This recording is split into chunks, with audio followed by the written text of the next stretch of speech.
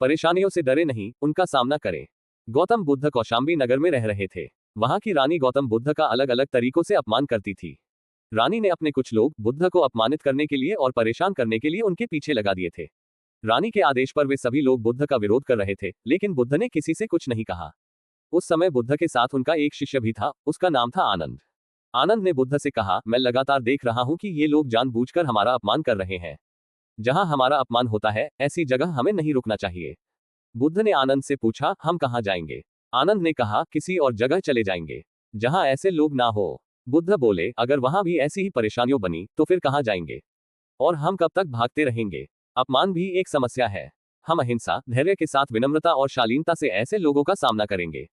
बुद्ध की सीख, परेशानियां हर जगह हैं, हम परेशानियों से बच नहीं सकते। इसीलिए समस्या चाहे कैसी भी हो, हमें उसका सामना करना चाहिए।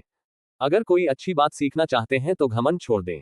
एक दिन बुद्ध के शिष्य आनंद ने पूछा, आप प्रवचन देते समय ऊंचे स्थान पर बैठते हैं और सुनने वाले नीचे बैठते हैं, ऐसा क्यों? बुद्ध ने आनंद से कहा, एक बात बताओ, क्या तुमने कभी किसी झरने से पानी पिया है?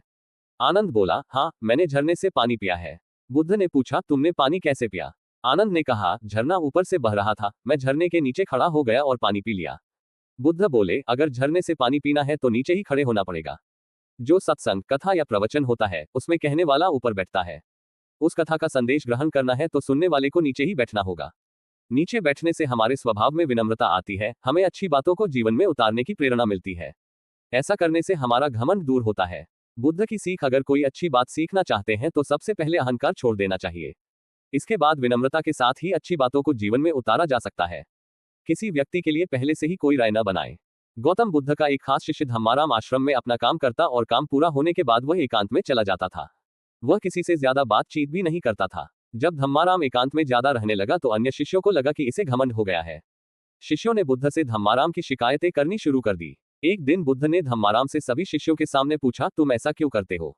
धम्माराम बोला, आपने कहा है कि कुछ दिनों में आप ये संसार छोड़े देंगे, तो मैंने ये विचार किया है कि जब आप चले जाएंगे तो हमारे पास सीखने के लिए क्या रहेगा।